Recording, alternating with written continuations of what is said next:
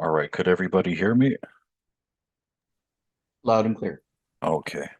And it looks like we are on YouTube now. So again, this is just something I have to get used to. Am I sharing my screen? Can everybody see my screen? With St. No. St. Yeah. Joseph logo? Yeah, Yeah. okay. All right, so what I'm gonna do, like I said, is I'm going to play a video I made a while back, just talking about the forgotten visions of Our Lady of Fatima to Sister Lucia after she became a nun, etc. Okay, Steven Schuster is on YouTube, so he says it's working on there, so that's good. Okay. I think we lost some people in the crossover. Weren't Maya and Elizabeth, and there were like other people. Now they're all gone. I Deacon think Tony, they're, where did he go? I think they're just patiently waiting. Oh, they're not. Usually a thing pops up and says they're in the waiting room, but nobody's there. Oh, Mm, but I mean, Adam came in. Oh, shoot. What am I doing? If anyone can hear me, just try that link. Oh, there we go. There's, okay, Mark is there. Oh, okay. Elizabeth. Okay.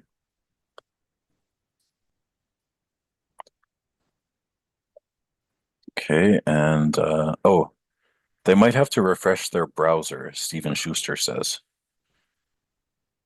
You should stop the cloud recording midway, maybe, then restart. I'm not sure how to do that. I'm not very tech savvy. Okay, Elizabeth, Benedictum nomen Jesu, Mark Arnold, Adam, and there's Maya. And Deacon Tony, if you can hear us on YouTube, can you try refreshing your browser and then logging back in? Sorry about that. Um,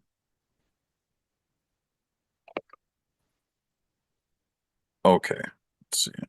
Okay, Sabrina's back too. Steven Schuster, Caddy Paul, Shocked and Burned.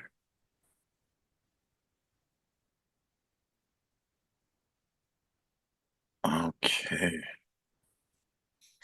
So, all right, I guess we'll go ahead and just start. Can everybody still see my screen? It should show YouTube now, a white screen.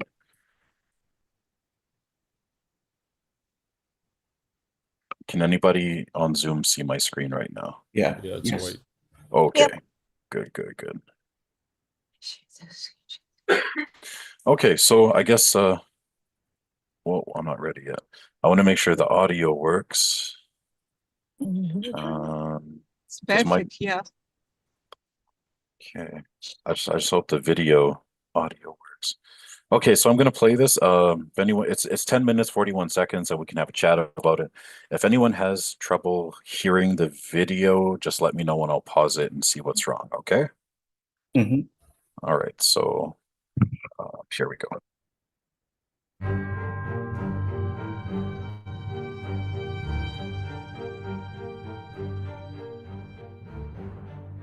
Beginning on the 13th of May, 1917, three shepherd children from Fatima, Portugal, Lucia dos Santos and her two cousins, Francisco and Jacinta Marto, began receiving monthly visits from the Blessed Virgin Mary.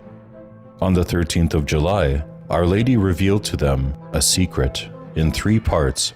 Each part of the secret began with a vision, followed by an explanation. The first part, the reality of hell. The second part, the end of World War I and the coming of World War II. And the third part, the execution of a pope. But did you know of the other visions associated with Fatima? In her memoirs, the visionary Lucia tells us of two more visions. One day, we spent our siesta down by my parents' well. Jacinta sat on the stone slab on top of the well. Francisco and I climbed up a steep bank in search of wild honey among the brambles in a nearby thicket. After a little while, Jacinta called out to me, "Didn't you see the Holy Father?" I replied, "No."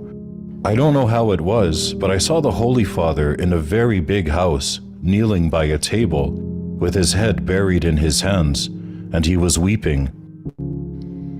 Outside the house there were many people. Some of them were throwing stones. Others were cursing him and using bad language. Poor Holy Father, we must pray much for him. Don't you see so many roads and so many ways filled with people crying with hunger and having nothing to eat? And the Holy Father in a church before the Immaculate Heart of Mary, praying, and so many people praying with him? One day, 2 priests recommended us to pray for the Holy Father and explained to us who the Pope was. Afterwards, Jacinta said to me, "Is he the one I saw weeping, the one Our Lady told us about in the secret?" "Yes, he is," I answered. One day, we went to a place called Pedreira, and while the sheep were browsing, we jumped from rock to rock, making our voices echo down in the deep ravines. Francisco withdrew, as was his wont, to a hollow among the rocks. A considerable time had elapsed when we heard him shouting and crying out to us and to Our Lady. Distressed lest something might have happened to him, we ran in search of him, calling out his name. "Where are you, Francisco?" "Here, here." But it still took us some time before we could locate him. At last we came upon him, trembling with fright, still on his knees, and so upset that he was unable to rise to his feet.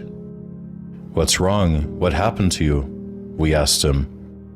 In a voice half smothered with fright, he replied, "It was one of those huge beasts that we saw in hell. He was right here, breathing out flames." On October 13, 1917, while the crowd of 70,000 people witnessed what is famously called the miracle of the sun, the children beheld 3 visions, as recounted in Sister Lucia's memoirs. After Our Lady had disappeared into the immense distance of the firmament, we beheld Saint Joseph with the child Jesus, and Our Lady robed in white with a blue mantle beside the sun. Saint Joseph and the child Jesus seemed to bless the world, for they traced the sign of the cross with their hands. This apparition disappeared. I saw Our Lord and Our Lady. It seemed to me that it was Our Lady of Sorrows. Our Lord appeared to bless the world in the same manner as Saint Joseph had done. This apparition also vanished, and I saw Our Lady once more, this time resembling Our Lady of Carmel. In 1925, 18-year-old Lucia joined the Dorothean Sisters. She became a postulant at the Order's convent at Pontevedra, Spain. She recorded the following visions during her stay. On the 10th of December 1925, while at the Dorothean convent in Pontevedra, Spain, the Most Holy Virgin herself appeared, and beside her, borne by a luminous cloud, the child Jesus. The Most Holy Virgin put her hand on my shoulder and showed me a heart surrounded by thorns, which she held in the other hand. At the same moment, the child said to me, "Have compassion on the heart of your Most Holy Mother, covered with thorns, with which ungrateful men pierce it at every moment, and there is no one to make an act of reparation to remove them." Then the Most Holy Virgin said, "Look, my daughter, at my heart, surrounded with thorns with which ungrateful men pierce me at every moment by their blasphemies and ingratitude. You at least try to console me and announce in my name that I promise to assist at the moment of death with all the graces necessary for salvation, all those who on the first Saturday of 5 consecutive months shall confess, receive Holy Communion, recite 5 decades of the Rosary, and keep me company for 15 minutes, while meditating on the 15 mysteries of the Rosary with the intention of making reparation to me."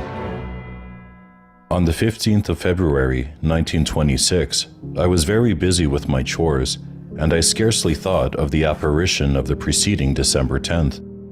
I was about to empty the garbage can outside the garden. At the same place, several months previously, I had met a child whom I had asked if he knew the Hail Mary. He had replied yes, and I asked him to say it for me in order to hear him. But as he would not say it alone, I had to recite it 3 times with him. At the end of the 3 Hail Marys, I asked him to say it alone.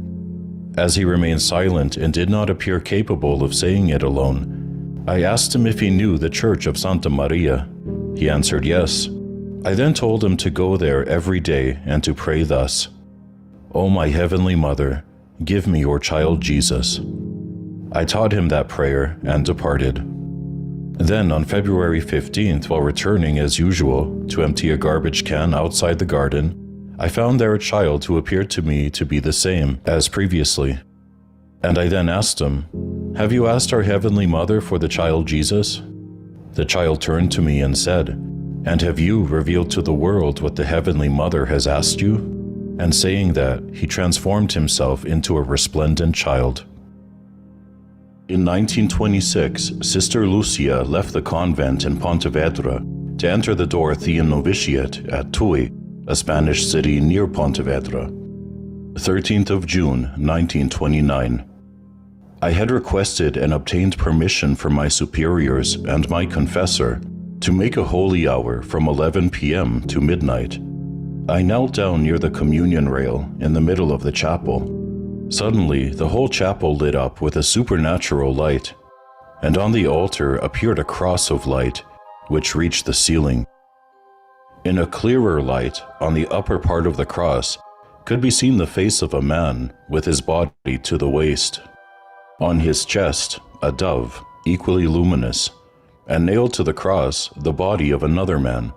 A little below the waist of Christ on the cross, suspended in the air, could be seen a chalice and a large host, onto which some drops of blood were falling, which flowed from the face of the crucified one, and from the wound in his breast. Running down over the host, these drops fell into the chalice. Under the right arm of the cross was Our Lady with her Immaculate Heart in her hand.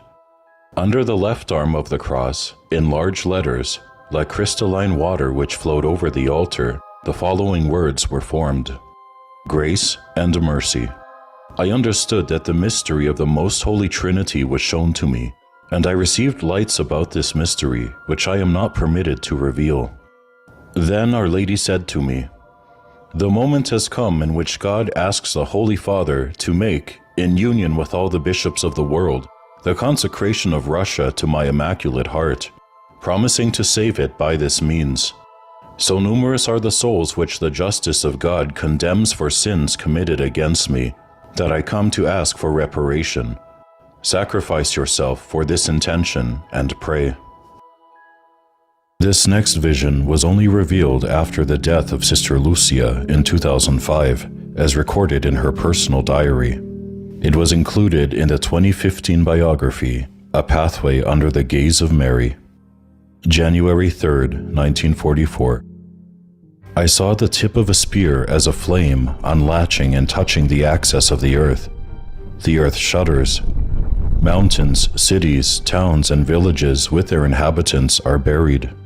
The sea, the rivers, and the clouds emerge from their limits, overflowing and bringing with them in a whirlwind houses and people in numbers that are not possible to count. It is the purification of the world because of its sins as it plunges. Hatred and ambition cause the destructive war.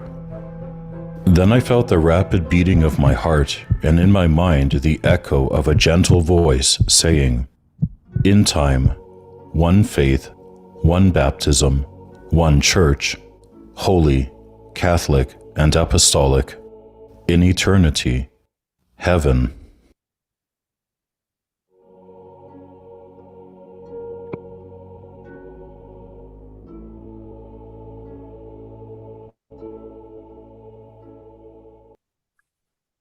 Okay, is everyone still awake? Yep. Yes, that was very good. Mm-hmm. Okay, so I saw on YouTube on my cell phone that the video was choppy. How was it for you guys on Zoom? Oh, good, clear. It was fine by Okay. me for me. Yeah. So I wonder, see, I'm glad we started with something short like this that I made instead of starting with a full-blown movie night, you know? Yeah. Because if you're on YouTube, I guess it's going to be choppy, and I don't know how to fix that yet. So, but let me just take a quick look on YouTube. 37 people there. Steven Schuster came back. Caddy Paul, Shocked and Burned. Sabrina, Caddy Paul. Okay, they're talking about WhatsApp or something. It looked the same to me on YouTube as in Zoom. Oh, okay. It wasn't choppy for you, Mark? No, it seemed pretty much the same. Okay. Maybe it was just somebody's computer. On YouTube, could people tell me if it was like choppy or buffering for you? I just want to see maybe God Shocked and Burn says it was a bit low on frames. Um, as I was watching it on my phone as well to see, and on my phone, it was choppy as well. So I don't know if it's just our phones, but okay, looks like there's a new person on the chat. Hotshot Runner. Hello, everyone. God bless you all. Good to have you. God bless you. Sissy Joe. Is that a comment directed towards me?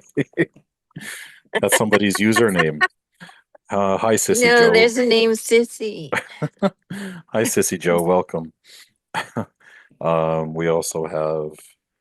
Okay, so yeah, I forgot. On YouTube, I posted the link to the video. If you guys want to watch it on your own, maybe the quality will be better because it won't be a live stream. So I'm not sure. Okay, Caddy Paul says the video was good over there. Catherine Holmes said it was okay. Okay, so I guess it just depends on maybe the type of phone or the internet we have. Could be. Suppose Or in the cell future, tower service. I suppose in the future, if you ever plan to have a movie night, you'll just have to have everyone join On Zoom. Yeah. Yeah, it'll just have to be a Zoom thing. Okay, Steven Schuster though in Alberta, I thought it was only choppy for a bit. Okay, so it was a bit choppy for you. Just a little bit of times it was choppy. It was buffering at points for me. Oh. Okay, so yeah, it's like half and half. Some people say it was good, other people say it was doing stuff. But anyway, the link is in there if you guys want to watch it again on your own.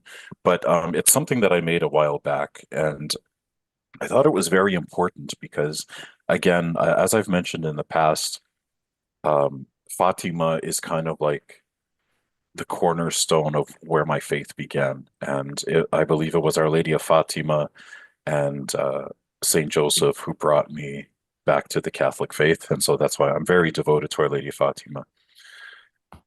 Oh, Christine says Sissy Joe is me. I set up a YouTube account so I can join in the chat. Okay, so Christine is Sissy Joe. Okay, Oh, how cute. God bless you, Christine. Like, hey, somebody making fun of me? Okay, Now I have no. it's like high school all over again. Okay, but yeah, I thought it was very important, and because I knew there was so much, because if you ask the average Catholic about Fatima, they'll say, "Well, Our Lady appeared and she told us to pray the Rosary, and that's it."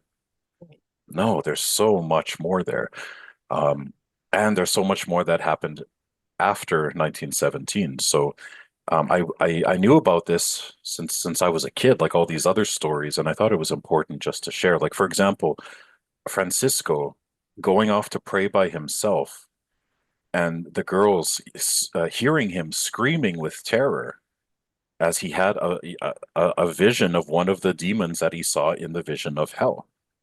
So that shows that it wasn't just localized at the Fatima at the tree there with Our Lady. This continued on with them after the apparitions. They lived with those images in their minds. They were still shown images of hell and demons even after the miracle of the sun. And that really struck me because Francisco, he was always one to go pray by himself and contemplate. And it's funny because he wasn't that affected by the vision of hell as much as the girls were. His main concern was consoling Jesus. So some of I think it was Lucia who later said, perhaps it's because the vision did not affect Francisco as much that, they decided to send him a demon to kind of get the point across and maybe scare him a little. But they said he was terrified and he was screaming and they couldn't find him right away. So a lot of people don't know about that. And Yeah, I never heard that. yeah, and I think that's very important to know. Like it didn't all end on October 13th, 1917. The kids didn't die. Well, Francisco died, what, a year and a half later, 2 years. Jacinta died 3 years later. So they, yep. 1917, was that the start of the World War II or World War I? Was it? So World War One. When World did War it One. end? Yeah, World War One ended in what, 1918? November Uh, 11th. yeah. Oh, right. That's how we have Remembrance Day. So it's funny because on October 13th, the people were asking Lucia, because Lucia says it shows how kids can misinterpret things. Lucia started saying, "Oh, the war is going to end. The war is going to end," and she thought in her childlike mind that it was going to end that day. Hmm. So she's telling everybody the world war is going to end, and then nothing was happening. So it wasn't until the following year that the Portuguese troops returned. But uh, Ah. but yeah, and also the what I find fascinating is, and I'm not trying to start any debates or whatever, but the vision given to us, okay, with Fatima, it's made up of visions and explanations. Okay. So the children were shown hell. Self-explanatory. It's hell. However, Our Lady still said, what you have seen is hell. This is where sinners go because there is no one there to make reparation for them. She explained to them what was going on. And then the next vision was, it was the next secret was the end of World War One. But if they don't stop offending God, a worse war is going to break out. So they could see these visions of war. They know what war is, but she explained it. Then you move on to the third part. The Vatican released this vision in the year 2000. Bishop dressed in white, walking through a half-ruined city. Dead bodies everywhere. Nuns, clergy, lay people, everybody dead. Making his way up a hill. At the top of the hill, there's a huge cross made of rough-hewn trunks. And the Pope they see two angels collecting the blood of all the martyrs in crystal aspersoriums and blessing the souls that are going to heaven. Okay.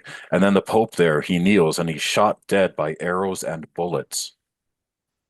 So that's a lot more complicated than a vision of hell or showing World War II. But for some reason, we were not told what the explanation was. So it's my belief, as well as a lot of others, if she explained something as obvious as hell, if she explained something as obvious as a war, yet she would not explain a city half in ruins with dead bodies everywhere and a pope going up to a hill with angels collecting blood. That out of all of them should have more explanation. So that's why I believe that there is a text that tells us what that is. Also, in the video that I made, the kids were shown a pope in a large house crying. There's nothing about that in the third secret. He was crying with his hands buried his head buried in his hands. Uh, People outside yelling blasphemies and throwing stones at the large building, which was interpreted to be the Vatican, the St. Peter's Basilica. But angry mobs and the Pope weeping in the Vatican. None of that is in the official third Secret of Fatima vision that was given to us. After, then there's the vision of the Pope praying with tons of people in the Vatican before a statue of the Immaculate Heart of Mary. None of that is in the third secret either. So I felt it was important. I'm not saying it. I don't know what I'm saying. I'm not going to get too far into it, but I'm just saying that there's all these things that the kids saw and made reference to because when those two priests were talking to Jacinta about the Pope, she then asks Lucia, "Is that the one we saw crying in the big house and people were throwing stones at him?" She says, "Yes, but it's part of the secret. We didn't get any of that in the year 2000. There was no Pope having stones thrown at him in a house where he was crying. So I just thought I'd put this stuff out there because it is part of the official narrative, but people overlook it. And just to get the wheels turning. And then also there was another part where Jacinta, she calls out to Lucia. She says, "Did you just see that?" She says, "No. What did you see?" She says, "I just, the vision that we saw, this long road with starving people on both sides, you know, none of that was in the third secret."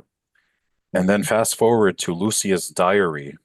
After she dies, they find that excerpt about the flaming spear, not a sword like in the third secret with Saint Michael, but a flaming spear touching the axis of the globe. And when it touches the axis of the globe, suddenly there are natural disasters. There's, earthquakes, floods, all these horrible things happening. Again, none of that is related in the official vision of the year 2000. So again, I just wanted to put it out there to make people aware that there is so much more to the story than what meets the eye. And if anyone's interested, you can go dig in around yourself. Don't base any of your beliefs on what I'm saying. I mean, I'm nobody, who am I? But just to get people thinking, Fatima is not over. No. Benedictum nomen. Oh, also one more thing before I get to Benedictum's comment. Pope Benedict XVI, on his way to Fatima, I think it was to what year was it? I forget now, but he'd been there.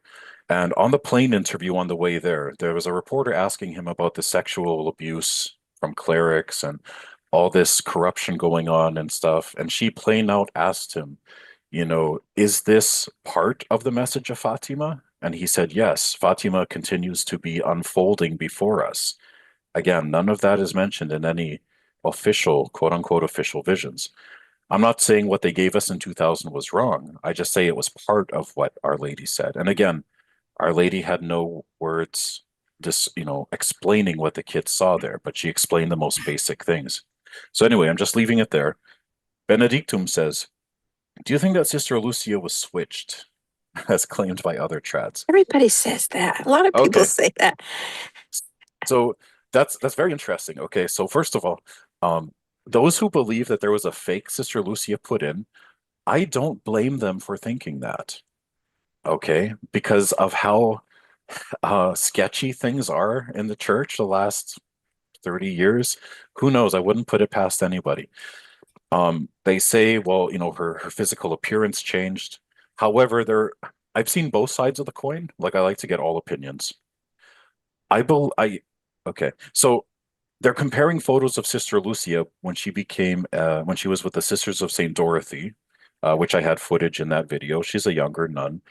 And then they're comparing it to footage of her in the 1960s with Pope Paul VI at Fatima. Her mouth structure changed. And that's because she did have all of her teeth pulled out. Because if you look at photos of her when she was younger, smiling, she had really bad teeth, like probably hurt a lot. So she had dentures. And I know they say, well, that doesn't affect the structure of your face, but I've taken care of a lot of people with dentures. I've known them before they had dentures and then after, and if they had ill-fitting ones, it does make things look a little different, I've seen Sister Lucia on her deathbed, photos, where she has no glasses, but her on her deathbed without glasses or the habit is the spitting image of one of her sisters that I saw, one of her biological sisters that I saw in an interview they did with her. I forget which sister it was, but she looks just like her. So if you take off the glasses and the habit, she looks just like her sister that was interviewed on camera at Fatima how many times. So for me personally, I say no. I don't think they switched her, but I can't say 100%. That's the sad thing, because then some will say, well, her writings changed. She used to write letters by hand, and then all of a sudden it's all typewritten. And what she's saying in these typewritten letters kind of differ from what she's been saying for the last how many years, since 1917. So they say she became more modern Catholic. So they're saying, well, there's no way it could be the same Sister Lucia. Again, saints are not perfect. Saints, she's not a saint yet, Sister Lucia, but she's not perfect. None of the kids were perfect. Sometimes people misinterpret things.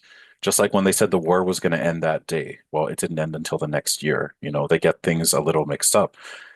So I think it's possible that maybe Sister Lucia, maybe she did become more of a modern type of Catholic. We don't know. The nuns, we don't know what happens behind there.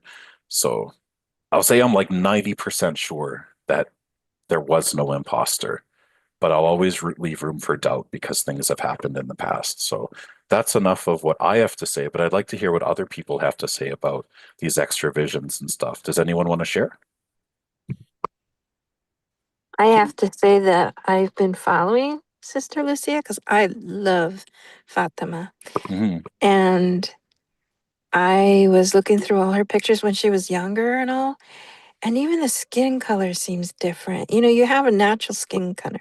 Mhm. You have the one that you're in the sun, and then you have the natural one. Mhm. And I know she got lighter as she went to the convent, but it wasn't like a change of being white, white, white. And it seemed, I was looking at her eyes, not really her mouth. Mhm. And it was like, okay, her life pictures, even when she met John Paul II, I Mhm. said, that's somebody else. That's not her. Is that her? You know, I was just Okay. like, no, that's not her. But in her death pictures, I said, there she is. Mhm. So it thought to me, I was like, okay, did they hide her and then she finally died? And those are the pictures they use. And then they use this other nun Oh, okay. to do as they, you know, to for her to kind of like push people towards this, you know, thought process. So I was like, no, but her death pictures, I agree, that's her, Yeah, 100%. But what I'm thinking is, were they using another nun for and public appearances. yeah, and cloistered her, and maybe she had more to say on the third secret, because from what I understand, she was going to tell more as the years go through, Mhm. but we never heard anything, you know. Well, And there my was like a what you would call a gag order placed on her after the yeah, 1950s. how convenient, you know. Yeah. That could be to maybe give her peace as a Carmelite nun to, okay, quit bothering her, or it could be to hide something, right? We don't know. Well, But it's right before they were preparing for the Vatican II. yeah. And the secret was to be opened by 1960 because what happened right after that? Well, Second Vatican Council. So those are the Mm-hmm. theories. Yeah. Okay. So you believe there could have been an Well, yeah, imposter. Okay. because on her death pictures, that definitely her. Because that's I what got me. recognized her. Yeah. The photos of her in bed. Yeah. That's it looks just like her, and it looks just like one of her sisters out in the real Yeah, world. So, it is okay. her. So, again, some people say the writings changed in the 80s and beyond to a more ecumenical tone, as opposed to before she was saying, pray the rosary, the devil's making war. All that kind of talk ended in the 80s, and it became more about uh, I want to say more ecumenical, less fire and brimstone. Again, though, I'm not an expert, though I've been reading on this since forever. But uh, anyway, anyone else have anything they want to share? This is very fascinating.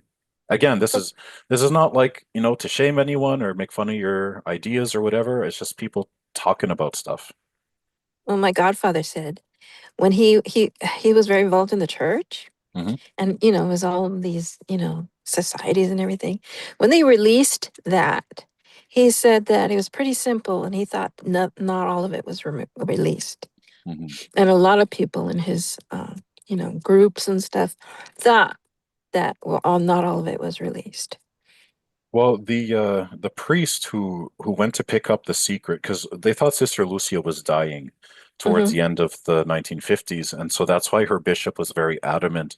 You have to write this down. Like they thought, I forget what she was ill with, but they thought she's gonna die and we're not gonna know.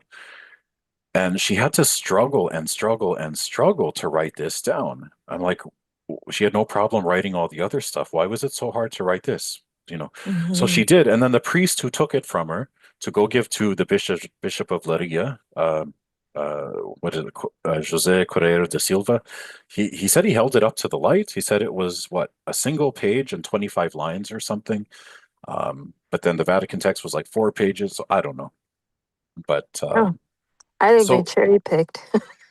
yeah. Just picked what So they wanted and went from there. so here on Zoom, sorry, YouTube, I just want to see what people are saying here. Um, okay, they're talking about Rachel from Uniquely Mary. That's okay, that's something else. I'm grateful what you share with us. God bless you too, Ivy. Thank you. I appreciate that very much. Anna Rue watched it on my Android. Okay, that's good. So it must have been all right there. Uh, E Pickle. Sorry, I don't know if I'm saying your name right, but it looks like E Pickle. Blessings from Texas. All right, love the Texans. God bless you. Hotshot Runner. Says, I wrote a letter to the United States bishops. I even made a TikTok video of it. I would like to share the letter with you all. Oh, yes. Okay, that's good. If I put my email address in here, will it block it or let it show? Okay, so on YouTube, can you guys see my email address? If you can, Hotshot Runner, could you email that to me? To theoblessedjoseph@gmail.com. Now, who was the Pope that actually opened it and John, they said that he was terrified? okay, that was an exaggeration. So it was John the 23rd who opened it, and he said, this is not for our time. And when he was pressed on the matter by his assistant, he said, leave it alone, let it be. And then again, years later, somebody brought it up to him. I think it was his secretary. I forget his name. I'm so bad with names. And he said again, leave it alone. I don't want to talk about Fatima anymore. So I don't know. It could have maybe gone. Maybe, sounded like he was nervous. Well, he wasn't happy. He didn't like when it was brought up, we'll say. Supposedly, I don't know if Paul VI read it, but supposedly John Paul I read it, and he was like terrified. But I don't see any reliable sources that say that. John Paul II, though, did read, I think, the vision and the explanation text. I think they were two separate envelopes. And I think he did read the whole thing. I think Pope Benedict XVI read the whole thing, and the rest I don't know. But somebody asks, I think I missed it already here. Somebody was asking about Akita. Yeah. I can't find it in here. There's so much. Anyway, whoever asked about Akita, Pope Benedict XVI, when he was Cardinal Ratzinger, he did say the third secret of Fatima and the message of Akita are like very, very similar. They're this continuation. Akita is a continuation of Fatima, and in Akita, it was talking about corruption with the clergy, bishop against bishop, cardinal against cardinal. We see that a lot now, but it was very much about corruption in the church hierarchy and stuff. And I think he did an interview and he said it's related to Fatima. It's a continuation. So and they held her behind the scenes. Yeah. And when she died, they cremated her. Who? Sister Agnes? Yeah, they cremated. Is that her name in Akita? Akita? Yeah, everyone was very angry because he's cremated. Like, she's a possible saint. You do not cremate it. And they got rid of her ashes, supposedly. So there was a great anger. Look at it. I was so sad. So that people wouldn't venerate her and bring more attention. They want to bury and they don't the want message. any attention to that. That's fascinating. I didn't know that. I do know, and this is again delving into private revelations and stuff. Right before COVID, it was right after Pachamama and right before COVID, Sister Agnes Sasagawa from Akita, years of silence, says, I was given a message from the angel Michael. And then she said this, all these things were going to befall mankind. And then like days later, COVID breaks out. So anyway, we're digressing here. So yeah, Hotshot Runner. She had to sneak that message out, by the way. Okay, I wasn't aware of that. Okay, so I just find it, is it coincidence that COVID came out right after that message that the world was going to be punished? So, okay, Hotshot Runner, if you could email me that'd be great. Let me just see. Okay, that was Hotshot Runner is the one who asked about Akita. Catherine says, listening to this on TV, that's cool. Okay, Hotshot Runner says, I sent it. I didn't get a notification yet. Just make sure it's to Look in your junk mail. Okay, I will. But just in case, to the THEE, oh blessed Joseph, after the prayer. So just in case. But yeah, okay. So on Zoom here, everyone else is. I'm not letting anyone else speak. I apologize. On Zoom, can I hear what your guys' thoughts are on any of this or the video? We're regarding Sister Agnes. Who said that she was cremated? Like, where did you hear that? It was in the news that she had passed away, and that local Catholics were angry because the local authorities there said that she was cremated and it's done.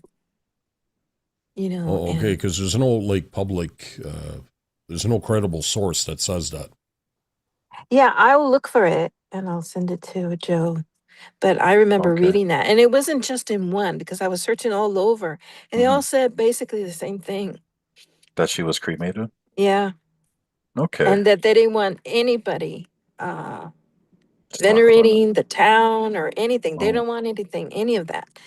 And I was telling my sister, well, they're missing out a lot of money. Usually Japan likes a lot of money, all the pilgrimages, No And it's like kidding. they don't even want to discuss that. Mhm.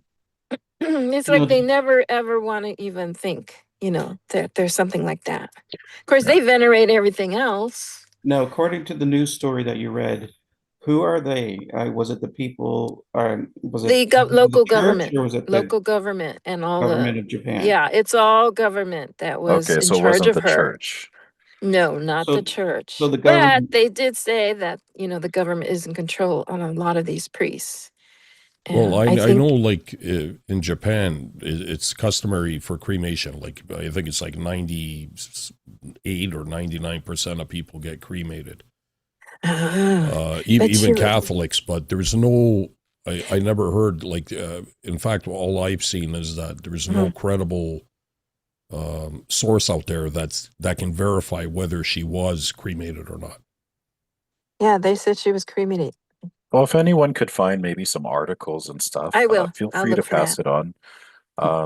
It's interesting to look into. But again, I thought it was cruel.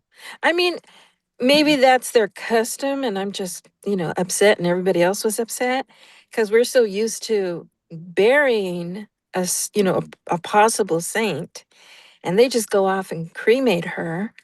That's upsetting, I wonder if the nuns that she was with, if maybe there's a website for their convent with information. But okay, Hotshot Runner, I got your email. Thank you. I'll read that after.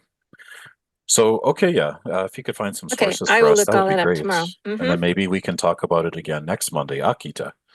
But Akita, yeah, but that'd for be cool. now, does Because I anyone? wanted to go to Japan, and that was one of the things on my list was Oh, okay. Akita. Um, so this I d- blazing spear, what was that supposed to be? Like that was supposed to be a prediction of what's going to happen in the third secret of destruction, mass destruction of, touching the axis of the earth and yeah, like Supposedly, natural elements will envelop but the but earth I and get heard in the worse and video, worse and worse. but I heard in the video too. I don't know if you said it, Joe, or mhm, well, you must have said it, but or if it was in the actual text, it said war as well. And we know that there's a lot of tension going on in the yeah, world about the North, right? About war. absolutely. So like natural Mm. disasters, wars, pestilence, famine, all that. But what strikes me is at the end, though, of all of these visions, this is when she was praying in the chapel. She heard the words, what was it? In the end, one hope, one salvation, one church, and then the word heaven. And then that's the last supposedly that she heard from anything supernatural. Kind of like So heaven on earth.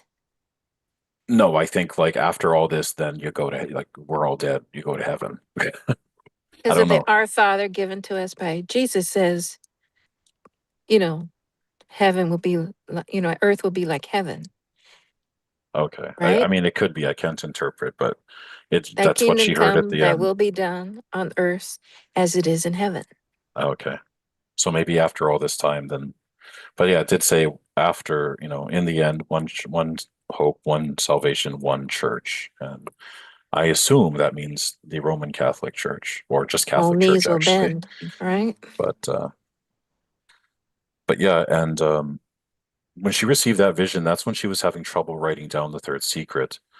And Our Lady kind of reassured her. And then what gave her consolation to write it was that she was told, in the end, one church. And then she had the courage to write it. So I think it was a reassurance. But yeah. And anyone else? Again, sorry for dominating all the talking here.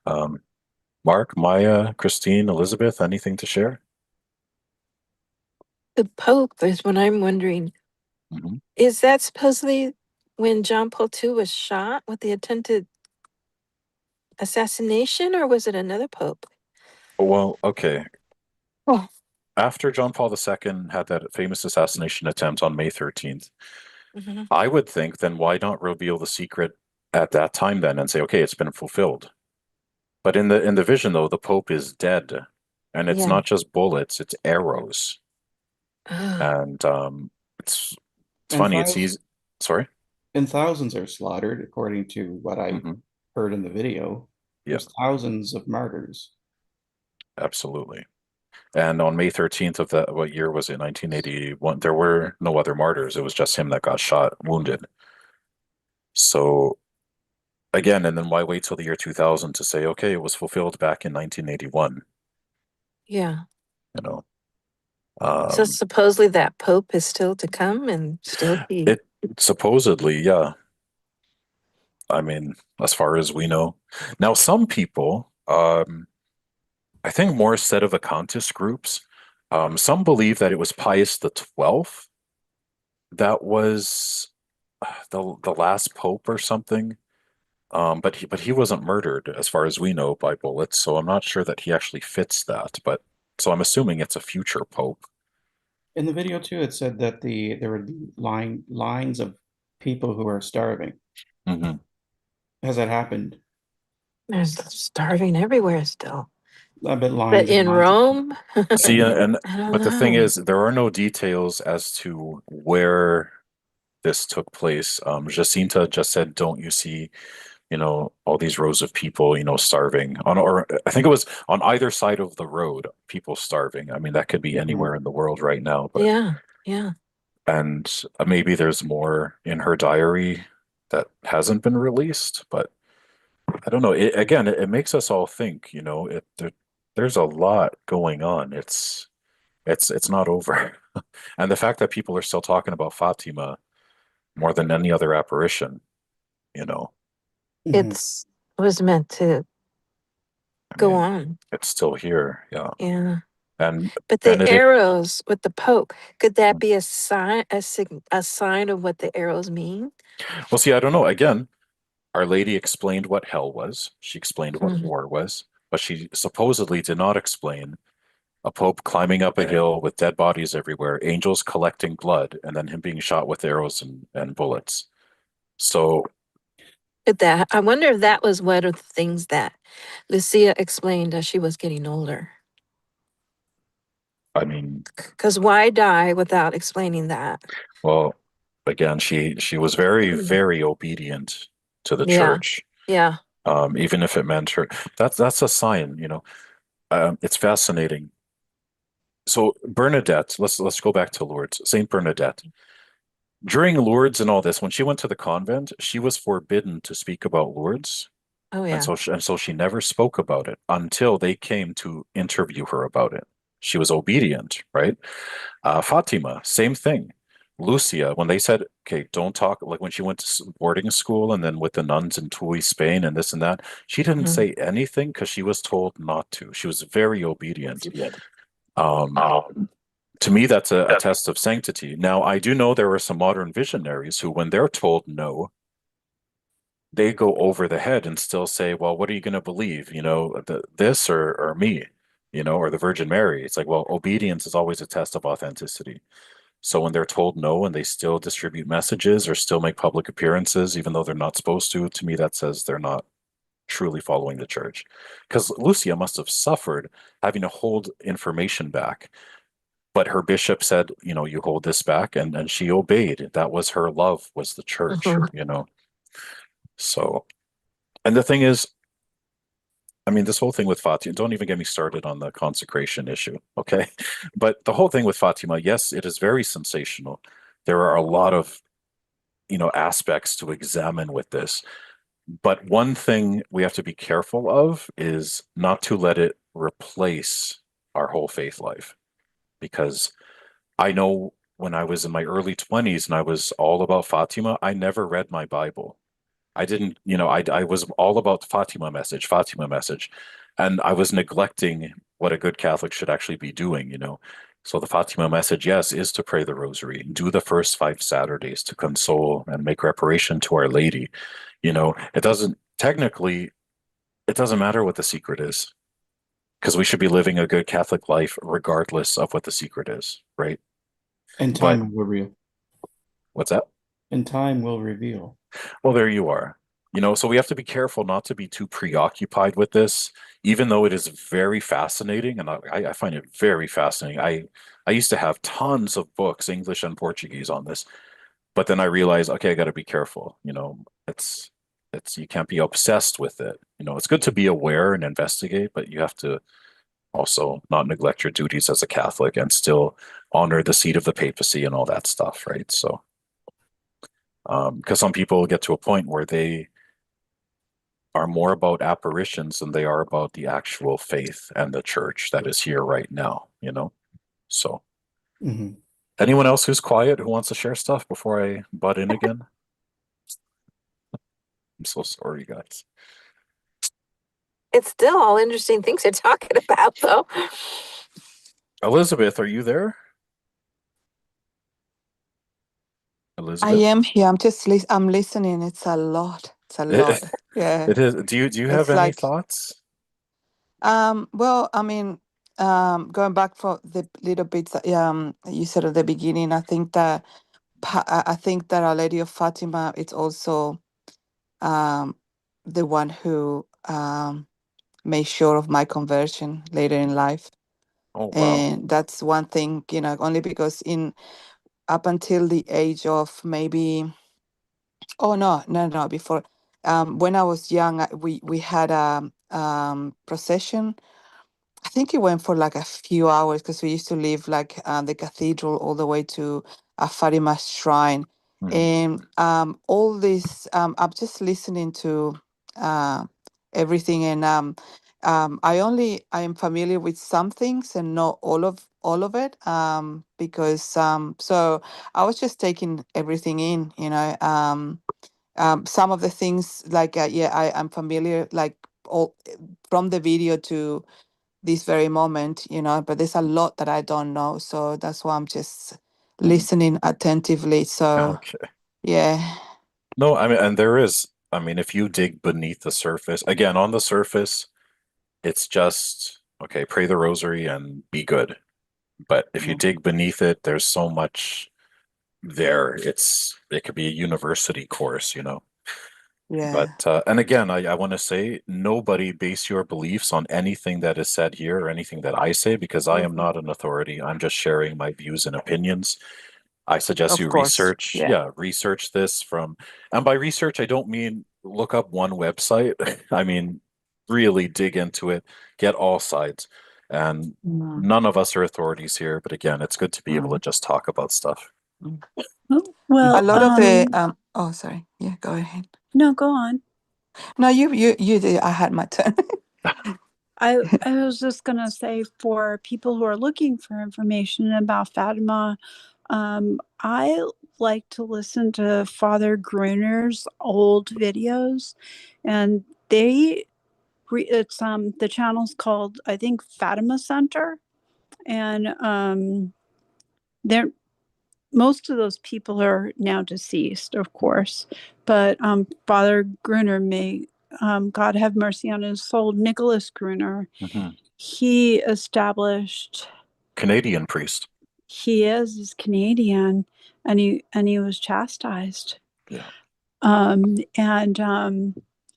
he just has a very strong devotion, and there's a lot of truth, and so if you want just like clean facts without a lot of speculation, I think that Father Nicholas Gruner's, his name is Gruner, his messages are really good, and if you want the dramatic version, you can listen to Art Bell's lectures with Malachi Malachi Martin. Martin. You can all, I once if listened to a you, 6 hour talk that they had just on Fatima. Yeah. yeah, Yeah. he's, Malachi Martin is just fascinating, and I God do. rest his soul. God, may God have mercy on his soul. I do believe that he read this third secret. I do believe it because he's such a scholar. So, so that those are two resources that I like to go to. I do know Um, the Fatima mhm. Center used to put on really good conferences with like John Venari. I think Yeah. he passed away, God rest his soul. May God have mercy on Yeah. his soul. Yeah. Christopher Ferrara is a lawyer and he's very good to listen to. Yeah, Father Gruner. He was I remember he was quite vilified, uh, come to think of it, when he was still alive, because he was still alive when I came back to the faith. And it's funny, Hmm. when I had given up on the faith, I think it was the year 2003 winter, um, when I didn't know what I believed all of a sudden and I doubted everything, I was throwing stuff out in my apartment in Winnipeg. I was on Furby Street, and I came across an old Fatima Crusader magazine, which was Father Gruner's little magazine. Hmm. Yeah. And I remember I was just going to toss it, and I thought, well, because I already knew the story, I'm like, yeah, fairy tales. And then I thought, you know what, just read it again. So I'm flipping through, and by the time I finished reading it, I'm like, you know what? No, I believe in this. I believe in Jesus Christ. I believe in God and Our Lady, and this is real, you know. And oh, goosebumps now. So that's why I credit Our Lady and Saint Joseph with bringing me back to the faith. Mhm. And it was that was the magazine, the Father Gruner's magazine, that reinstated stuff for me and validated stuff. So yeah. Yeah. I mean, there's one interview in particular, if you want to get right into the crux of it, is the Father Fuentes interviews. Oh, that's another controversy. I know, but that's where, you know, that's if you want to get a little bit, you know, into the drama of it, you know, there's a little bit more of that. But yeah, Who's Father Fuentes? Father Fuentes is the priest. He was the Um, postulator, right? so he had, you know, because that would all be in translation. So he I guess he was with the Sister Lucia, right? He was Yeah, he was with part of, Sister yeah, Lucia talking yeah. about the shepherds for their He canonization. Yeah, he would be the, I would feel like he would be the person who Is closest to her I as far as conversations, or for some reason he must have had an official role. uh, Yeah, he was given a lot of access to her because he needed information from her regarding Mhm. Francisco and Jacinta. And so the thing, I forget it, he's from Mexico, I believe, right? That I don't know, Mexico was he or allowed Argentina? to read the third secret? Well, and I don't think so. Okay. so he came I out with mean, an interview that he said he had with Lucia, where she talks uh, about how the devil's waging a war against the Virgin Mary. Now's the time to decide if you're for God or against God. Basically, you mhm. know, war, it's on, right? And then he told some seminarians this, and I guess it got around, and then they ended up removing him as postulator for the cause of the canonization of Francisco and Jacinta, and they put somebody else there, and then Coimbra convent put out a typewritten letter um, that was supposedly from Lucia denying that that conversation had taken place. Yeah, Oh. Yeah. that all of that. So so It's we don't all know. just, it's all, you know, it's all a great story. The thing that I find when I'm listening to all of it is I don't see it as a linear story yet. So I think a lot of the stuff is going to happen in the future.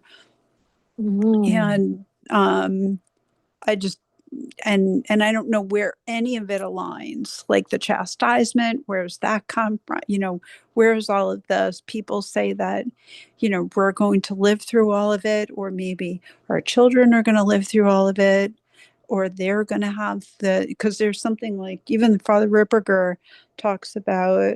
Maybe I'm getting it wrong. He mentioned like he talks about the chastisement a lot. Hmm. And I believe it's my opinion that I think he might think that we're in the chastisement. I'm not certain of that, but Well, doesn't he say that the the greatest chastisement we could have is to have bad clergy? mm-hmm. Yes, Where but I more don't than- have bad. But I don't have bad clergies. No, but I'm talking about just Overall. But I just don't. I have a so- question. Mhm. I was just are these yeah, because I don't know with the Fatima message is the Fatima approved by the church or Oh, yeah. not? 100 times over, yeah. Mhm. Oh, okay. Well, Like Mhm. in the 20s, it was approved.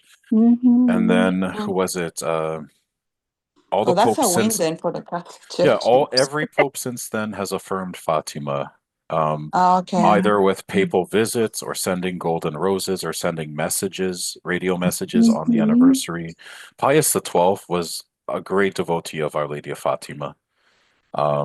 He's the first pope to try to consecrate Russia.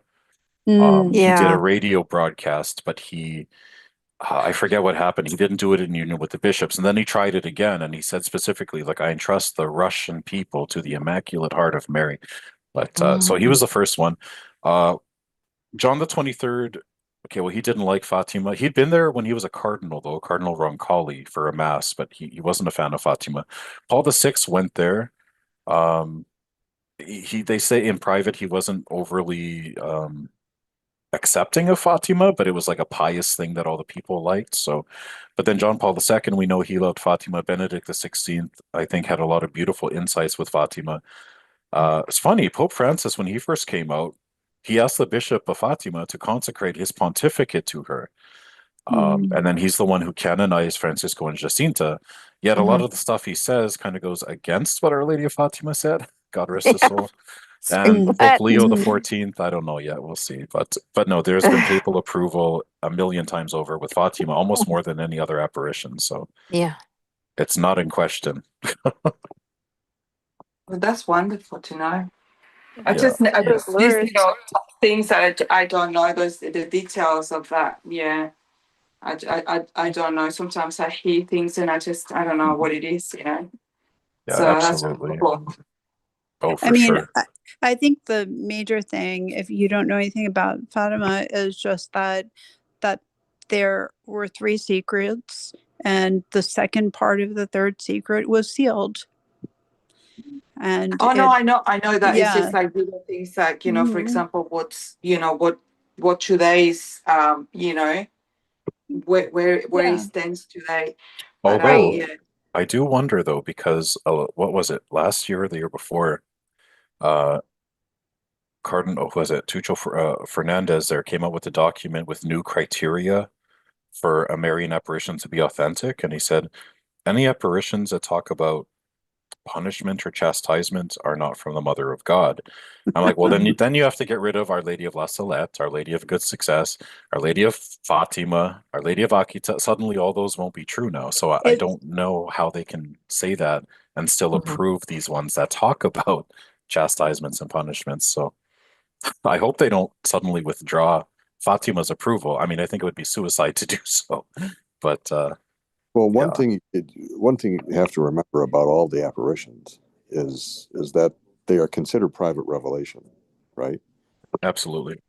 And you know, now while the church approves it, says, "Oh, these are what they approve is their they say they are worthy of belief, right? That's the official proclamation.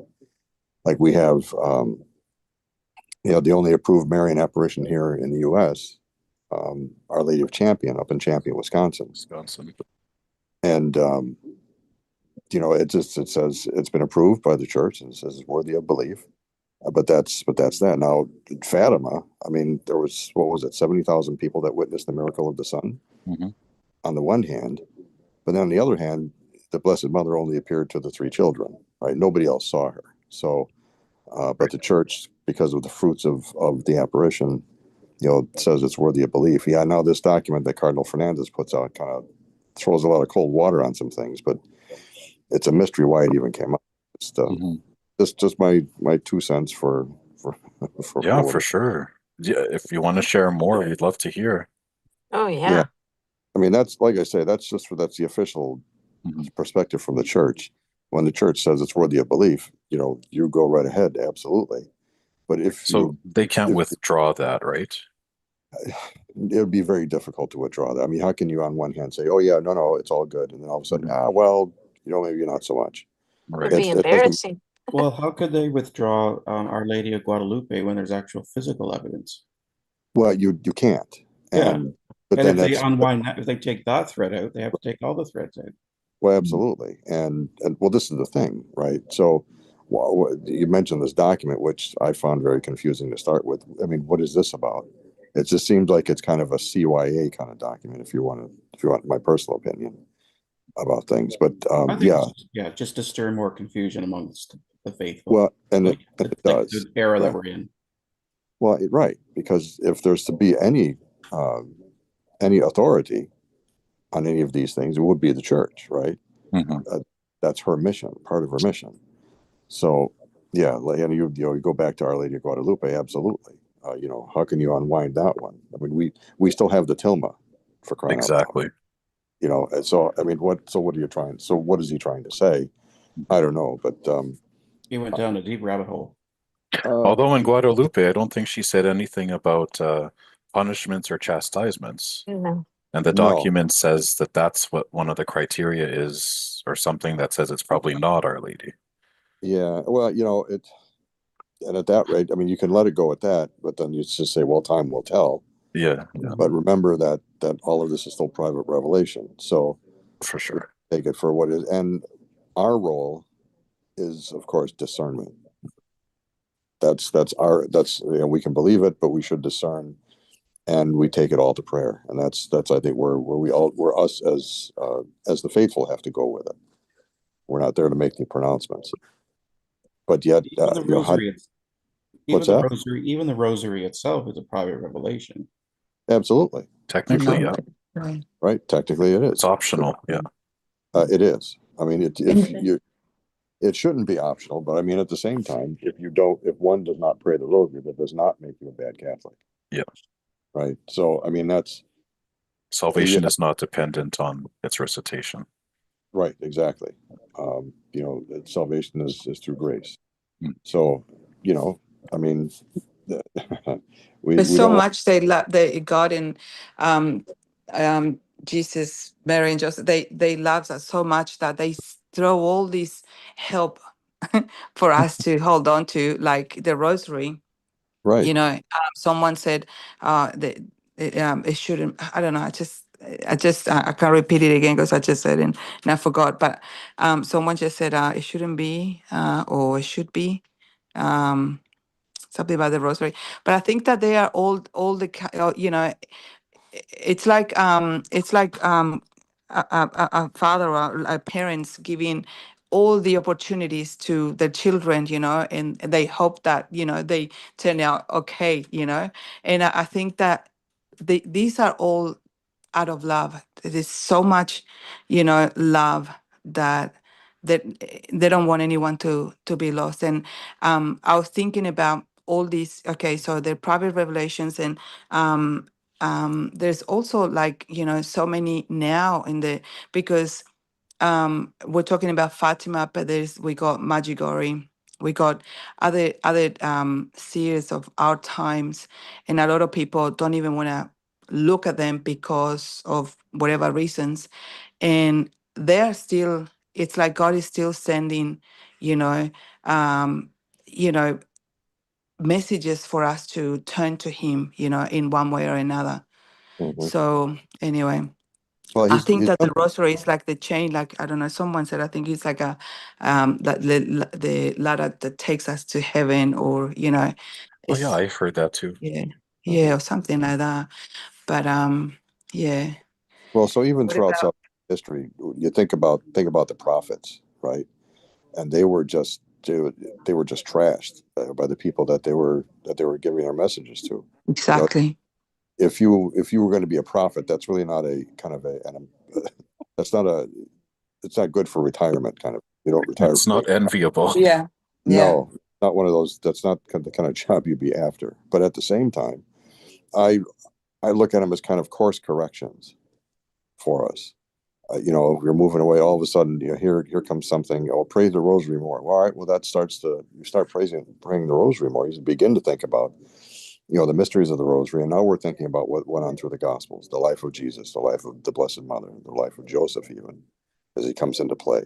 And then now we begin to think about other things. That is for me, that's our course correction, and kind of tries to keep us in line in one way or another. So all of these, I hesitate to use the word tools, but all of these bits of grace, I guess, come at us, and it's up to us to take them or not. Oh, for sure. Yeah, There's a lot at our disposal. there is. Those Absolutely. ears to hear. So on And I YouTube, we have somebody new who joined, Regina Aparicio. Hello from Lima, Peru. Ratio. Oh, I'm nice. devoted to Saint Joseph too. Greetings. Oh yes, I'm glad. Saint Joseph is so wonderful. You also you mentioned Saint Joseph appeared at Fatima. Yes, he did on October 13th. He blessed the world, tracing the sign of the cross, and he had the child Jesus with him. And I think he was kind of doing his fatherly duty as a father would bless his household. So he was blessing the people at Fatima. So yeah, it's good. A lot of people don't know he appeared at Fatima, but he definitely did. It's very important to know that. We also have, who else? Hot Shot Runner. What about Garabandal? I think maybe that'll be for another time because that's a huge thing in itself. All I know is the church hasn't given any approval in the whatever, when did it happen? 60s, 70s? They have never given approval to it ever, but something to talk about for sure. I really Um, truly believe in Garabandal. okay.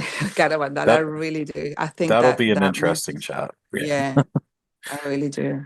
Um, And but that one is connected up with um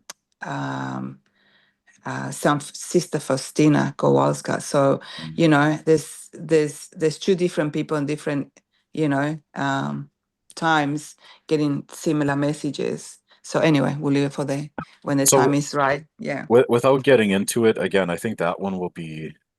I do not believe in Garabandal, and I never have, and I have lots of reasons for it. But again, I'm not here to say that you're wrong. I'm just saying that's what I believe. But it's one Yeah. of those things that people are going to love or they're going to hate, or they're just not going to Yeah. care. Yeah. For sure. I Yeah. know But nothing about it. so Miguel Eduardo says, "I'm praying for you. Keep yourself safe from the snowstorm." Okay. Oh, Yeah, a lot of snow here in Toronto for sure. Can you hold? Oh, sorry, once. Okay, never mind. It's gone now. Good Day says the Book of Apparitions of Virgin Mary and Fatima. Yes, there's so many books out there that can teach us about Fatima. Every book I've read seems to have one piece of information that the last one didn't. So Fatima is almost like I have a inexhaustive. question.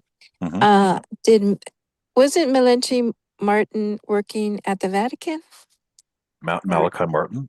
Malachi Martin? Yeah, wasn't Was he? he supposedly a secretary to what's his name? The papal nuncio, maybe. I forget his name though, but yeah, So he was was he privy to the reading of that? allegedly, yes. But Allegedly so he read it. Father, when he was a Jesuit priest, Malachi Martin claims to have read the Third Secret. And did he say anything about it? Oh no, he was sworn to secrecy in the course of his reading, and but then he often hints about it. That's why he's the more dramatic version. If you wanted to hear some of the, some of Again, his radio that other interviews. stuff. Yeah, There's a lot out there. yeah. And the thing about Malachi Martin is that he was talking about all the stuff that we're living through right now in the 80s and 90s. So that there That's there good. is some sense that he had exactly a good idea of how this was happening. Of course, I haven't read his what he calls faction. I haven't read any of that. The only thing Windswept House. I haven't read it.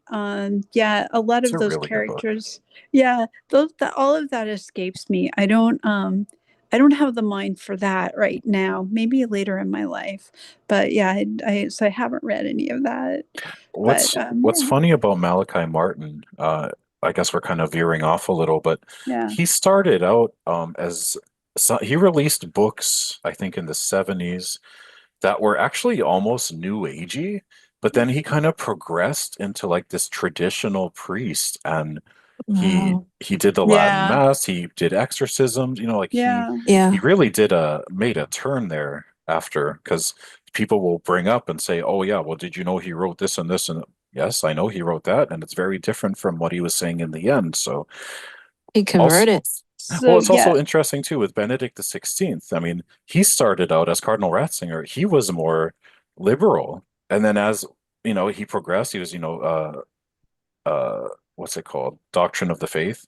He was Mhm. cardinal, and then he became pope, and then he went more towards tradition. And um, Pope Francis, from what I understood, at one time was a little more traditional, but then as he kind of evolved through the church history, he became more liberal. So it's funny the journeys that these guys end up taking. You don't know where they'll end up, but yeah, Malachi Martin started out Well, more liberal, and he ended up being traditional. And one thing he did say about the secret that I'll never forget, he said, if mm, people, I think he told this to Art Bell, he says, if yeah. people knew the full text of this secret, there Oh. would be lineups for miles for confession. Oh. Yes.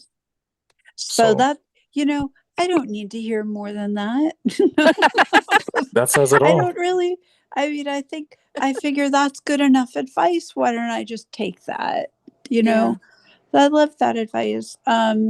Yeah, I don't, I think I brought him up just because I feel like I just want to mention that he claims to have read the third secret and knew about it and then spoke around it. He never, and I dug through those interviews. Yeah. There was not one peep about it out of him. Um, They probably but told him to be quiet. He sure got it people talking wasn't. about it though, which was good. He got people interested in wanting to know about He Fatima. So yeah, even for the for the notoriety, it didn't matter, as long as people were learning about it and it was in the news, right? absolutely, it was Yeah. current. Yeah. God rest his soul. Didn't he pass Um, away a few days after a very difficult exorcism? I think so. hmm Yeah. I think I saw Well, that. God yeah, bless him. but Sometimes he, silence speaks volumes. yeah, Yeah. he fell. The from what I understand, the story is that he fell in his home. I heard it was the housekeeper who threw him down the stairs.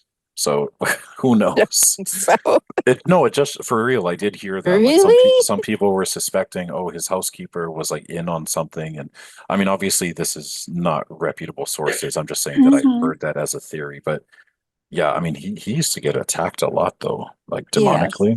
Well, maybe definitely. they pushed him down the stairs. Yeah, could be. Yeah.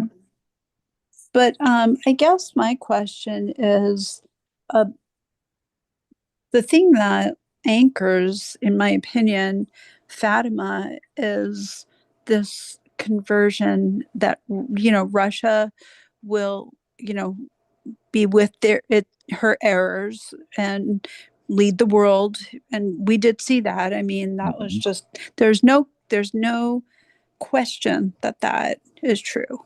Mhm. But that in the end is in the end her immaculate heart will triumph. Is that the Fatima message? Yep, And then okay, that's the promise.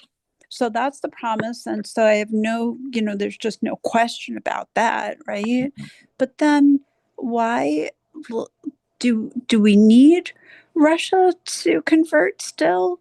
Oh, And yeah. Uh-huh. and what is going on there? That's my question, is that we we need Russia to still Well, that's also a hotly lead the debated way? topic. Okay. Some people say Russia did convert with the fall of the Berlin Wall, because then they allowed, religious freedom, which they didn't have during all the communist years. Okay. And Oh, they said that when the Berlin Wall fell, supposedly there was, I don't know, there was the least amount of war in the world at that time or something. And other people say, Okay. well, no, it didn't convert yet. Some people say it has to convert to the Catholic faith, which would be extreme since they're so rooted in orthodoxy. Yeah. But And then others say, well, Right. conversion means just to be out of war. Well, they're at war now. They started a Yeah. war.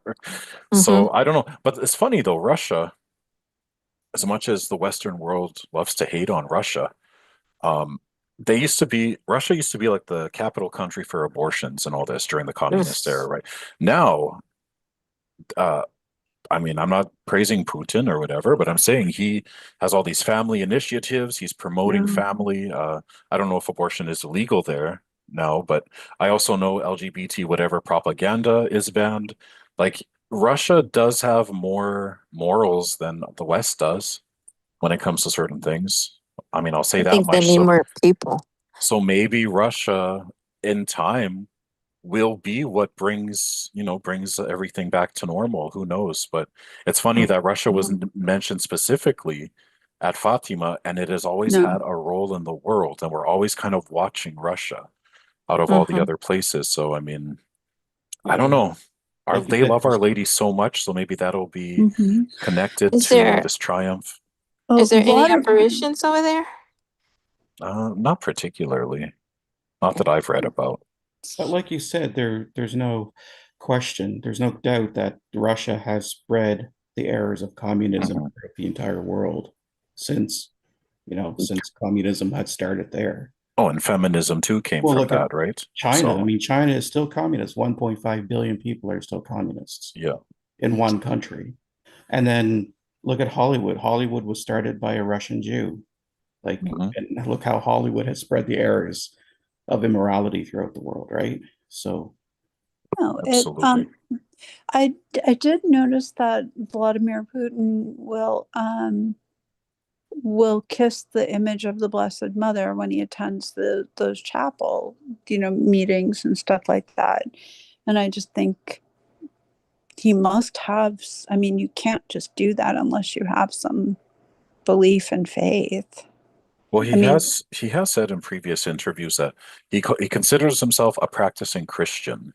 okay. He didn't use the word Orthodox or whatever, but Mm, he mhm, obviously is very close with the Metropolitan, and he's always at the Orthodox Church, and he does that thing where mhm, they baptize in the cold water every winter.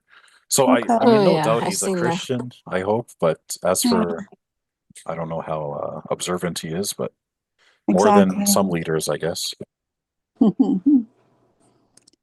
well, all I can say is that I don't see peace in the world or a great revival so far. So, if it is, then it's a strange one. It's not noticeable. No, Yeah. But again, with all this stuff going on, and regardless of wars and apparitions and messages and this and that, our mission is very simple, and that is to live a good Catholic life. right. You know, uh, regardless of what's happening in Rome, or around the world in churches, you know, corruption and this and that, that should not affect your personal Catholic life. Go to mass, receive the sacraments, you know, so we can do that much at least. And the first 5 Saturdays, I mean, that's also another. But this has been very fascinating, though. We've been all over the place. Oh, Elizabeth is leaving. It's 3 o'clock prayer time for me. Okay, Oh, okay, she's already long gone. Bye, Elizabeth. In yeah, the chat, it does her prayers. yeah, she's in Australia. She went to go put another shrimp on the barbie. You would have made a Uh, good do you guys actor. remember Crocodile Dundee? Yes, one of my I faves. He Mhm. was what was cute. that guy's name? Paul, was it Paul Hogan? No. Yes, yes. Was Yep. it? Well, no, Okay. Oh, Paul. Hogan. Yeah, Paul you're right. Hogan. Paul Was Hogan. it? Yeah. Yeah. Okay. They made two. Did they make two movies? They made four, I think. Crocodile Dundee has four movies? Oh, Three or two. four. Uh-huh. There's two, and then there was the ones in LA, which Okay. were They not probably worth. weren't successful. Okay. No, it was Anyway, nothing like no, whenever those. I think of Elizabeth, I think of Crocodile Dundee. Anyway, okay. Who's in the YouTube chat? There's still 29 people in there listening, so again, Oh, hello to but all of you. Regina says, oh, sorry, Miguel says, ask Our Lady's intercession that she will protect you. Amen. Regina says, I ask prayers for my health, please. I'm preparing for the first Saturdays. asked by Our Lady of Fatima. So we can say an Ave Maria for Regina. Oh, Adam's leaving. Good night, Adam. Good to have you. Good night, Adam. Good night. So, Maya, do you want to do the response? Yes. Okay, so for Regina, for your health, we pray Ave Maria, gratia plena, Dominus tecum, benedicta tu in mulieribus, et benedictus fructus ventris tui, Iesus. Santa Maria, Mater Dei, ora pro nobis peccatoribus, nunc et in hora mortis nostrae. Amen. Amen. Good day, says the third secret revealed. We were talking about it at the beginning of this talk. Does anyone have a copy of it? Most Catholics believe, Mother Angelica didn't even believe it was fully revealed. So I believe half of it was, or part of it. Regina says the 10 secrets from Medjugorje. Okay. So we won't get into Medjugorje because that's a huge topic as well. Yeah, I know. Hotshot Runner says, after the Pope consecrated Russia, we needed to pray that Russia will be obedient to Mother Mary. Okay. Oh, yeah, we should be. It's funny. I've seen old prayer books right after the time of Fatima. I think Benedict the 15th, around that time, that have special prayers for the conversion of Russia. Oh. And it's funny that Russia specifically, they were praying for Russia's conversion in these old Catholic prayer books around right after Fatima. So again, there's an important thing there. We have to pray for Russia's conversion. Karina says Steve Irwin for the actor for Crocodile Dundee. Y'all know who Steve Irwin was, right? God rest his soul. Sounds familiar. The crocodile hunter. Oh, Yeah. yes. That was such a crazy accident. God rest him. But no, it wasn't Steve Irwin. But yeah, he could well have been. Okay, I guess that's everybody. So this has been an hour and 15 minutes, 2 hours, I'm sorry, 2 hours and 15 minutes of chatting. I think that's long enough. Must be. Can I tell my story? Oh, Maya, I'm so sorry I forgot. Yes, Maya has something to tell us. I want to tell this because I don't know if I'm naive, because things can get really clever when it comes to evil. I mean, I really, I didn't realize this, so I don't want to make it, long process. But the other day we were trying to get to know each other. Now, as I love rocks, I like to collect them, and ever since I was little, in my Catholic private school, they had a big schoolyard and gardens, and I would collect rocks. And that was one of my favorite things. And two, when my dad loved football, but the regular soccer football, and his favorite player is Pelé. I mean, we were always watching it, and he was a big fan. Okay, so that's a background I want to tell you about me before I start the story. Okay, so everybody knows I'm homeless and I live in a car, but I like to hang out in better neighborhoods so I feel safer, Absolutely. Because in certain times of the year, people disappear that are homeless and they're never heard from again. And so, what they think is people actually pick out these homeless people. They're naive and, actually use them for, satanic rituals. And then they're gone and dead and buried. I don't know. So, we've had a few instances here. We have a big satanic, I guess, group in Alpine, which is east of here, about 25 minutes. And then, okay, so I'm at Starbucks and I hang out at the Starbucks a couple of times a week. And this lady about a month ago came in. She had her little chihuahua, and she comes in and, she's there with the chihuahua, and she takes the chihuahua out and everything. And I said, I love chihuahuas. Can I see your chihuahua? And she puts her on my arms and she said, yeah, here, enjoy her and stuff. And then she's on her laptop and all. And then we get into talking, just general conversation and stuff. And she's on her laptop and she's telling me, oh, I'm just divorced. And, going through the emotions and all that. I said, oh, I'm so sorry. And then I prayed with her, And then she says, well, I've got to go. And that was a month ago. Okay, so then 2 weeks ago, she comes in Starbucks again.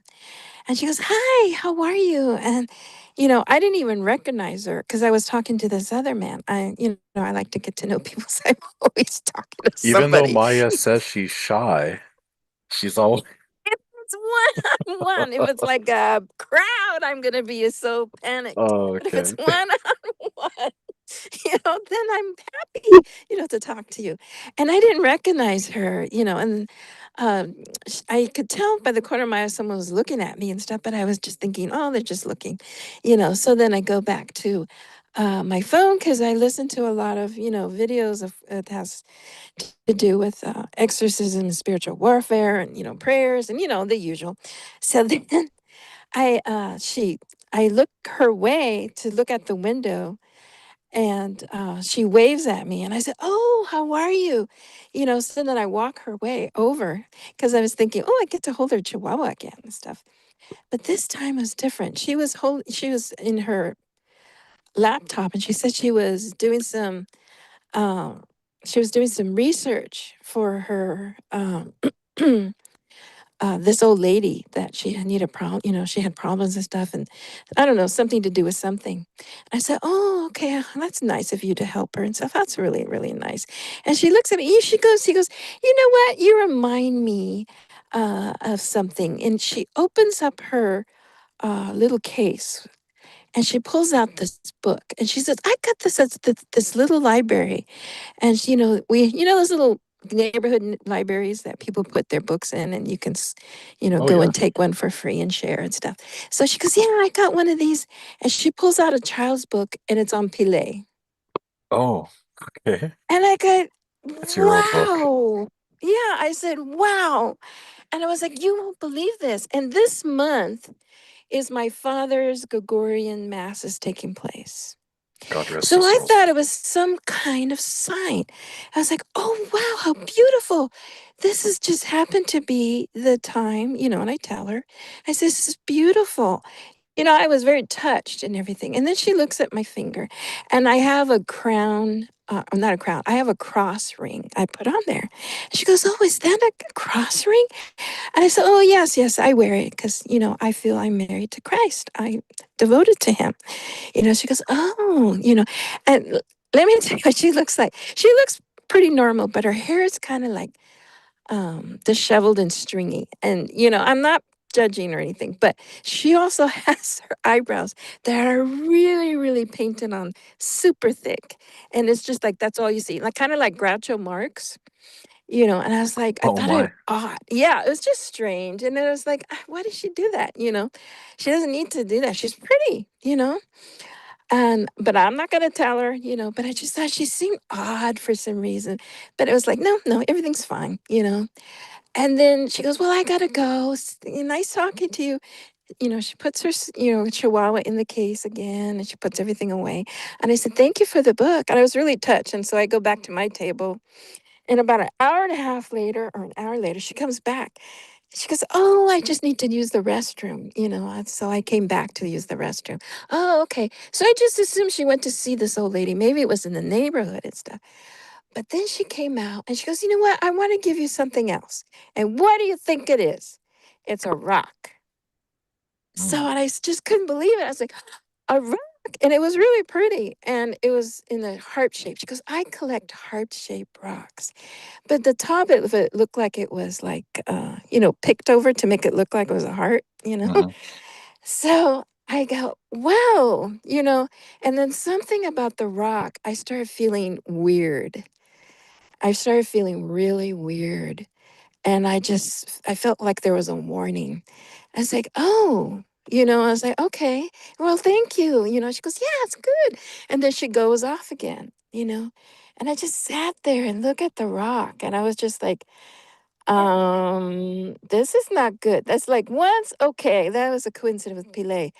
But the other thing that just really, I felt weird about it. So when I was on my way out, I took the rock and I threw it away in the bathroom, and made sure it hit the bottom of it so no one would take it out. And on my way out, guess who's back at the Starbucks? She's back at the Starbucks. She goes, oh, yeah. And this is like not even an hour later. Oh, I need to go again and stuff. And she goes into the restroom. And I'm like, something's going on. She must have known that I threw the rock away or something. So I run to the car and I'm like getting in and I want to get out of that parking lot before she comes back. And then as I'm, getting out of the parking lot, I turn and here she is coming out of the garage, the bathroom, and she's, looking at my car. And I just pull away and head towards St. Didaca's church to say a prayer. So I go and I park. I take some of my exorcism water I have and I splash it at the book and stuff. And then say a few prayers and then I dump it in the garbage deep over at the grocery store garbage can. I said, I'm not gonna accept this. This is not mine. And I said, okay, what do I want to do? What do I want to do? So I said, okay, let me go get something to eat. So I went to Jack in the Box, which I hardly If you ever run do. into her again, I'm gonna freak out. I don't. But here's the one thing. And I'm driving. I said, oh, dear Lord, did I do something really bad? She said that, she collects heart rocks.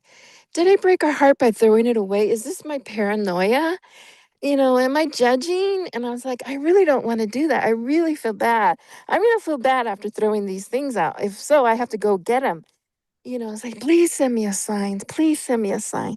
So I go order my dinner. I just want a little something. It's nighttime. I don't need as much.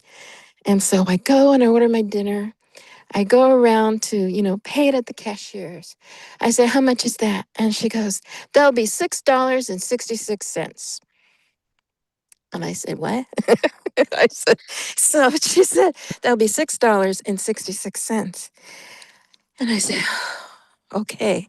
So I paid it and I, get my food and everything. I'm driving off. And I'm like, okay, is that my hint? Is that the sign?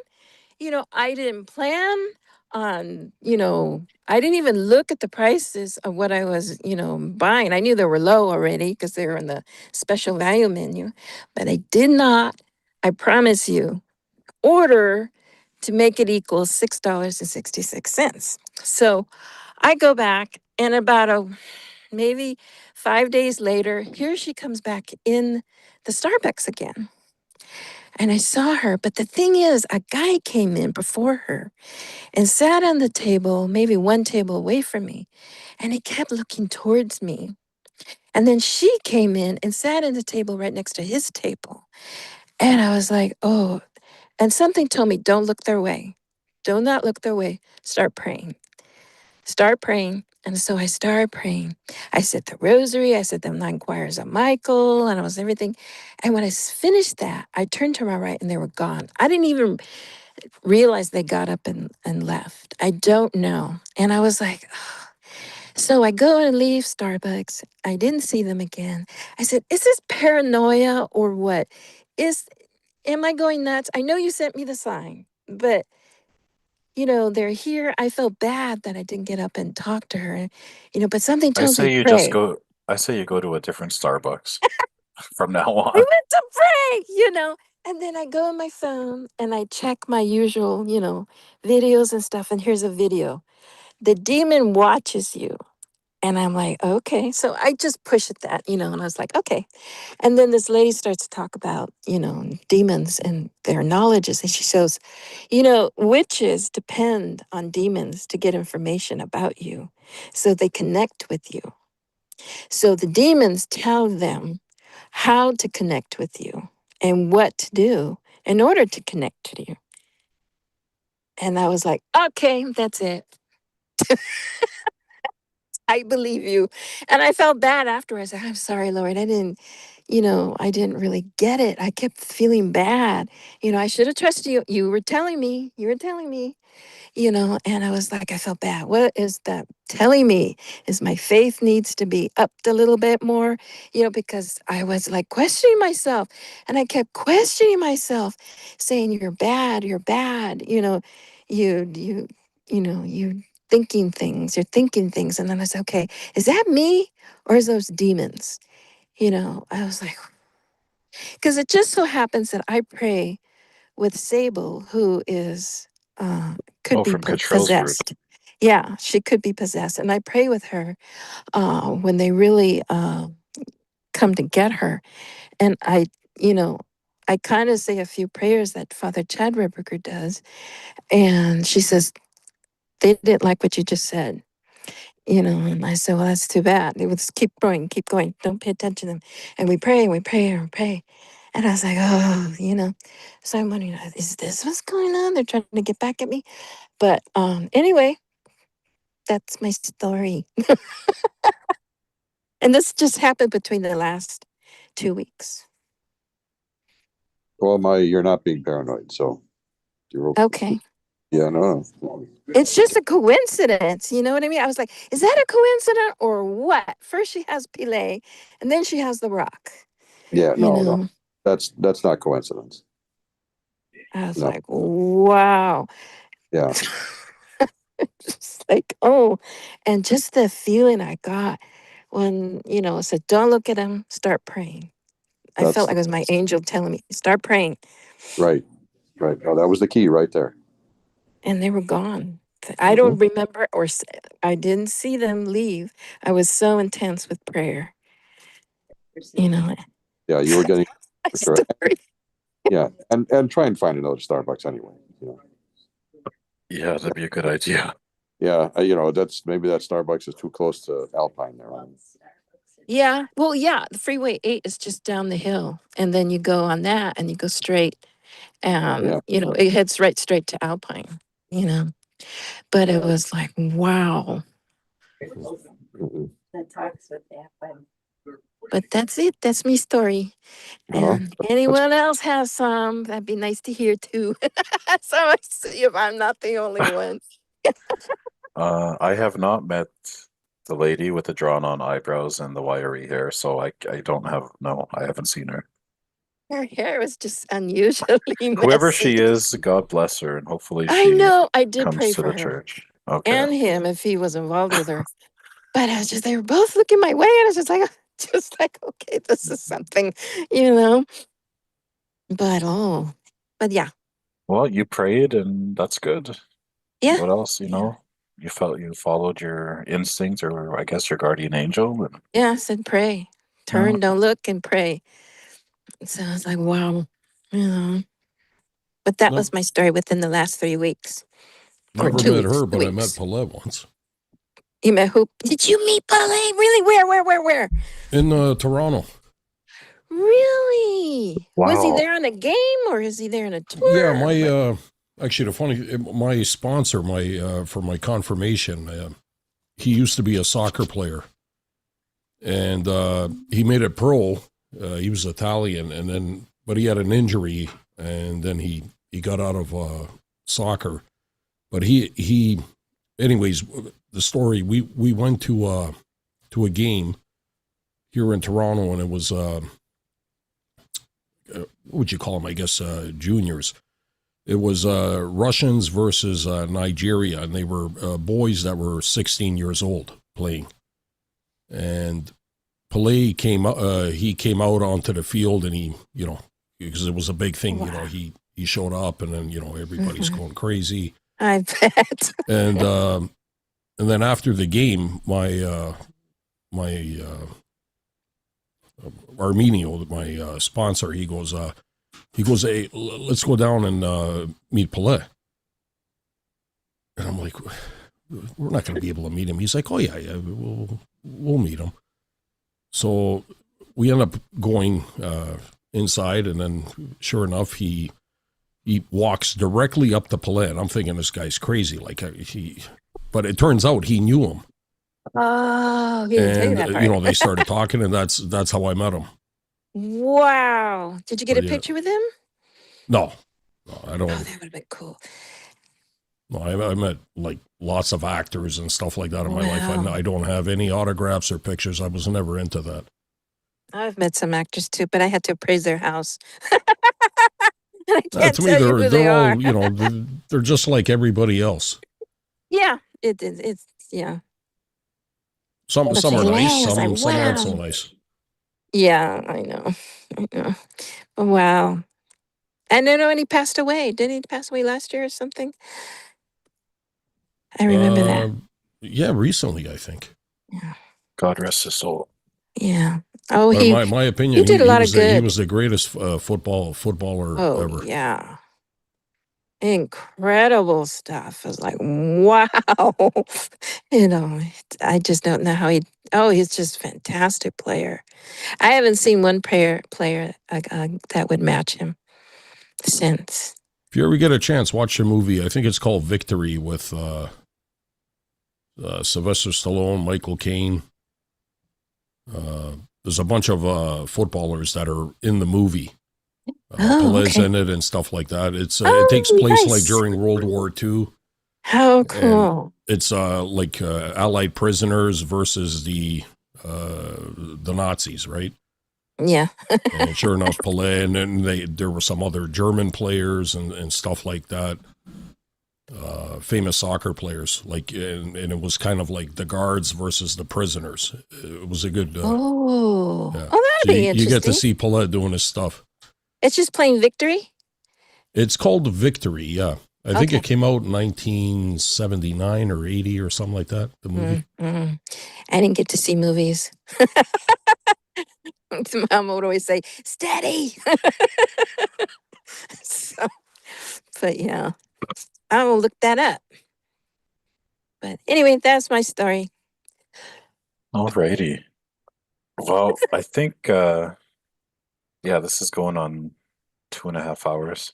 So we should probably call it a night. So we're like the Art Bell of Toronto.